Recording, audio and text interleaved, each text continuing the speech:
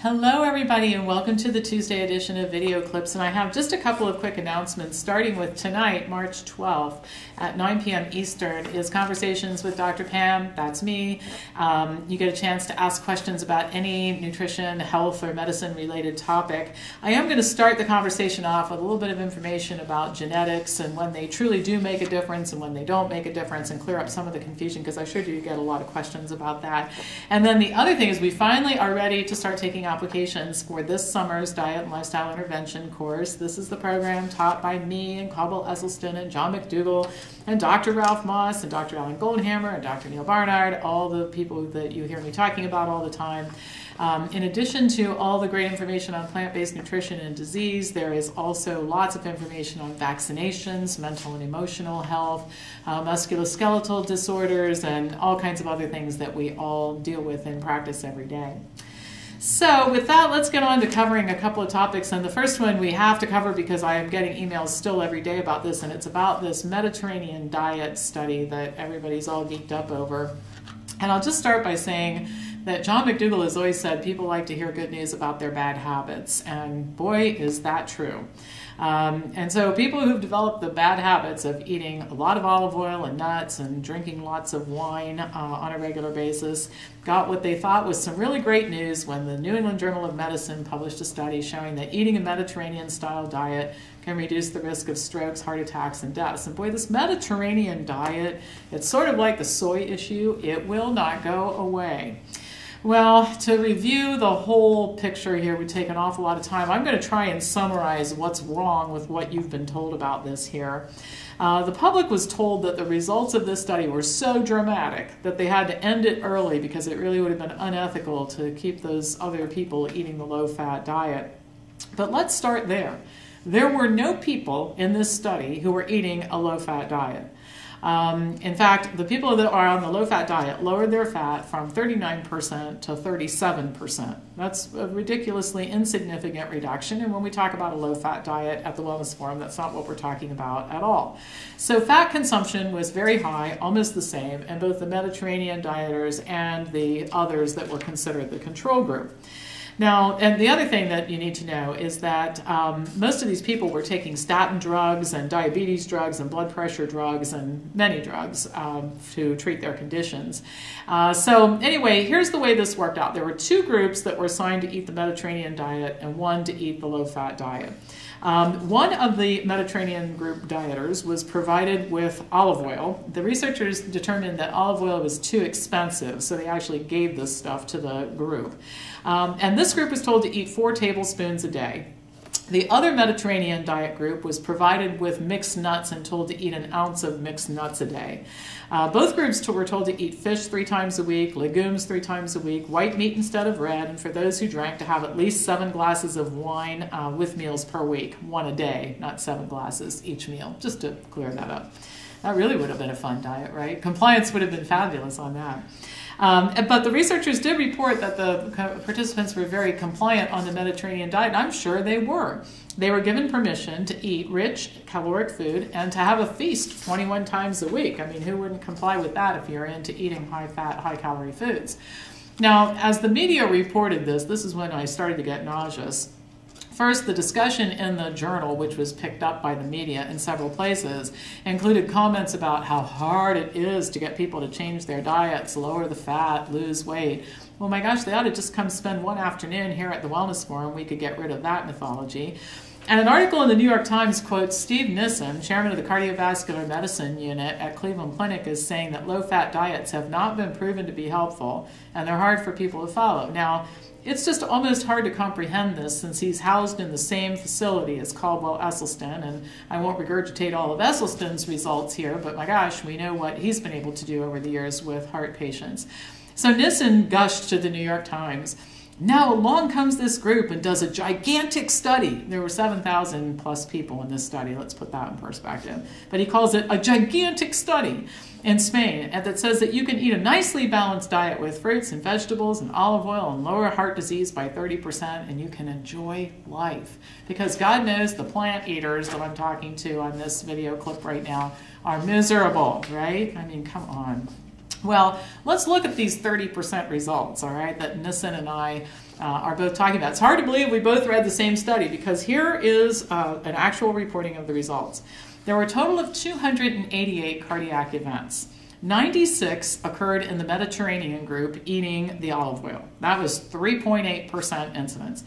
83 in the group eating nuts, 3.4%, and 109 in the low-fat group, 4.4%. So in absolute terms, the people eating liquid fat, that's what I call olive oil, experienced a risk reduction of 0.6%, and those eating nuts had a 1% reduction risk. So, and the other thing is statistical significance was only achieved for stroke, not for the other, for heart attacks and all-cause mortality. So what the study actually shows is that people who eat high-fat diets, whether it's the Mediterranean diet or some other brand of high-fat diet, all have about the same risk of having a cardiovascular event during a particular period of time. So this just turned out to be another example of how research money is wasted by comparing two or more bad diets to see which of the bad diets is better. And what's so unfortunate is the public buys this, and we can forgive the public. They're not really supposed to know better.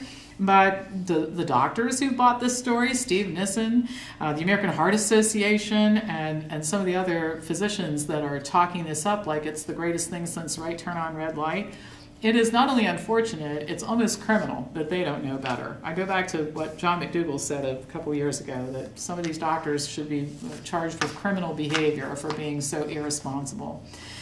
All right, so hopefully that clears up the confusion. So those of you who are thinking about going out and buying a case of red wine and a case of olive oil and a big bag of mixed nuts, save yourself the trouble. Not a good idea, all right?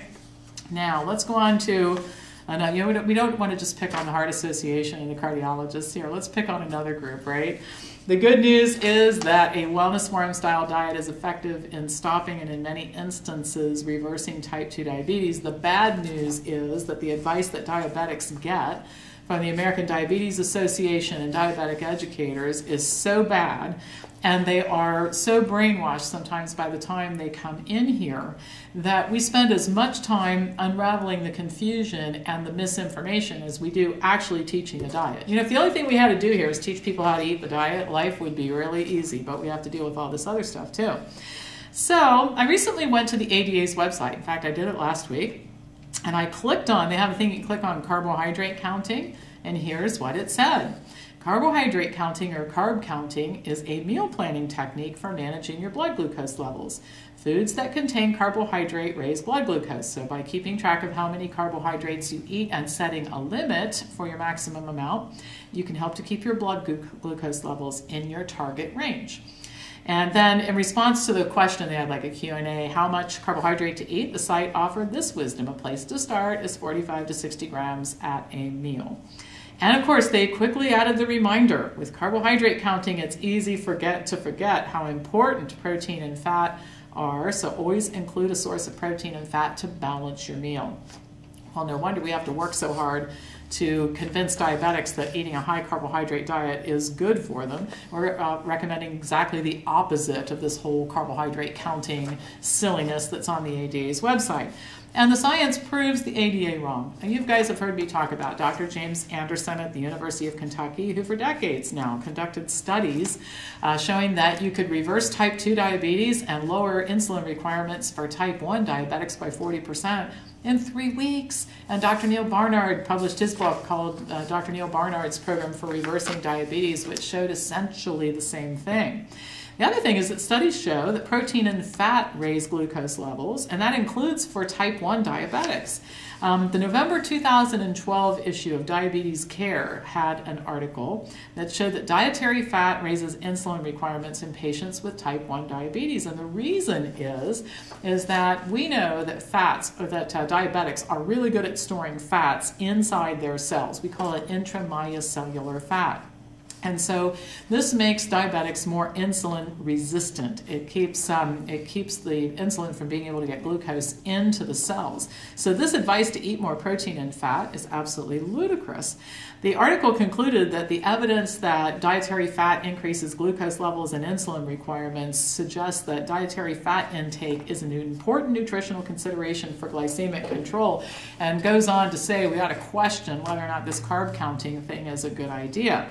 I've also reported studies showing that protein raises insulin needs as well. So this is just wrong advice. It's clinically wrong. And so I understand the concern when diabetics come in here after they've been brainwashed that they're supposed to eat protein and fat and carbs are bad for them. And here we are telling them to eat potatoes and corn and bread and pasta, of course with lots of fresh vegetables and rice and fruit and legumes. They want to eat those foods, but they're just terrified because they've been told that that's how they got the diabetes, when in actuality it's the protein and the fat. So anyway, I guess that the good news is that there are some people telling the truth about this. The bad news is the other guys sure do make a lot of work for people like me. But I don't mind it as long as we keep converting people. I'll keep at this, and as long as people are listening, I will keep doing this. So that's all for now. As usual, feel free to pass this on to anybody who you think might be interested. Have a great day, and I'll be back to you on Thursday.